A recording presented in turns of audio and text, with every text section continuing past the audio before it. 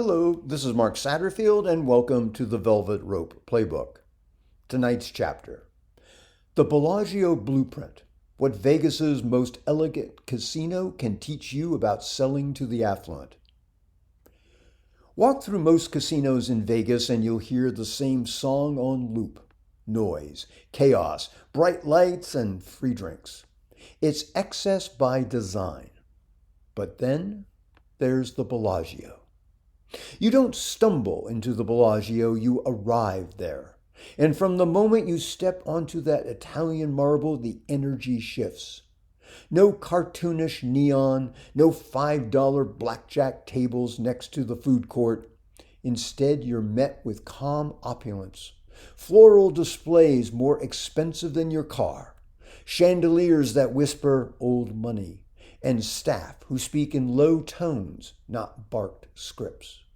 And that, my friend, is by design, because while other casinos scream for attention, Bellagio whispers to the ones who already know. And if you're a professional, especially a financial advisor, consultant, or high-trust expert, trying to attract wealthy clients, the Bellagio holds some lessons that you cannot afford to ignore. And that is what I help you to do at getwealthyclients.com. So if you're done being the $5 table in a luxury marketplace, if you're ready to position yourself like the Bellagio with presence, poise, and premium level perception, head there now.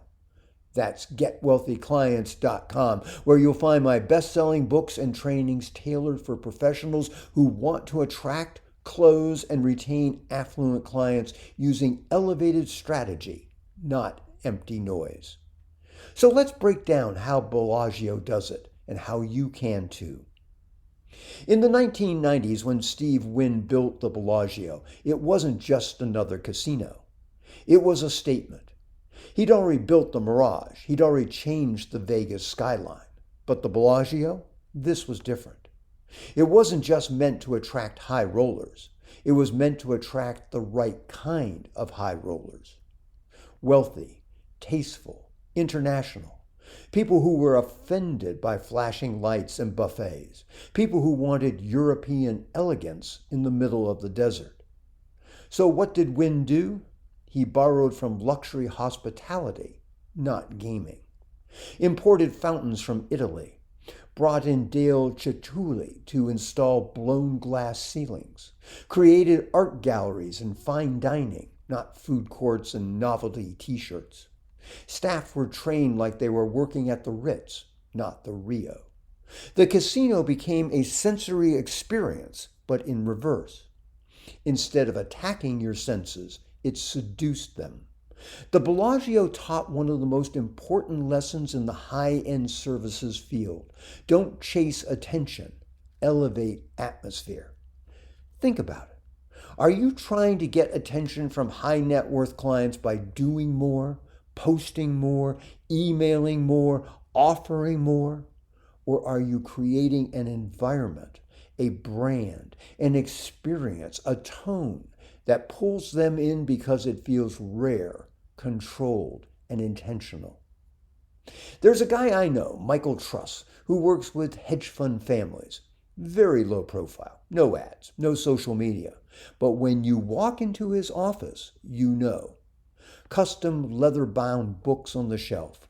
Lighting soft and warm. No logos, no motivational quotes. Classical music playing just under the surface. You're offered espresso or sparkling water served in heavy glass, not paper. It feels like you're at the Bellagio, even though you're on the 17th floor of a dull office tower. That atmosphere does the selling for him. Clients calm down. They lean in. They assume he's the best because the setting tells them he already works with people like them. That's Bellagio branding. And if you can create it in your business, even without fountains or Italian marble, I will show you how. Here are the steps.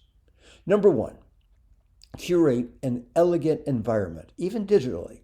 Your website, your office, your Zoom background, there your lobby. Do they feel refined or rushed? Strip away the clutter. Add stillness, tone, and intention. Less Canva, more Cartier. 2. Slow down the pace. Bellagio isn't frantic, it's composed. How you speak, how you respond to inquiries, how you handle objections should reflect quiet confidence. No urgency, no desperation, only presence. 3. Speak in signals, not slogans. Bellagio doesn't tell you it's luxury, it shows you. You don't need to say you work with high net worth individuals, signal it through who you reference, how you price, how you present. Use scarcity, use elegance, use implication. That's the final detail most visitors miss about Bellagio. That just past the main casino, behind unmarked doors, sits the chairman's lounge. No, it's not open to the public. There are no signs, no velvet rope. To get in, you have to be invited, based on profile, spending, and discretion. Inside, no slots, no noise, just private tables, private staff, private everything. And yet you'll never see it on a brochure because true exclusivity never announces itself. It pulls people towards it, precisely because most will never get close. That's what I want you to think about when you design your brand, your offer, your positioning. Are you throwing confetti and hoping the right people notice? Or are you creating something so elevated, so focused, so quietly high status that the right people lean in because it feels off limits to everyone else? If you are ready to build that kind of brand gravity, go to getwealthyclients.com. Inside, you'll find everything you need to start presenting yourself like the Bellagio, not the bargain buffet down the street. That's getwealthyclients.com. A final thought. Most businesses try to win with volume. Bellagio wins with selective allure. Do less, but do it exquisitely. Don't tell people how successful you are. Make them feel like they're lucky to get a seat at your table. That's how luxury works. That's how the Bellagio plays. And that's how you win at the top. This is Mark Satterfield. I'll see you next time. Bye for now.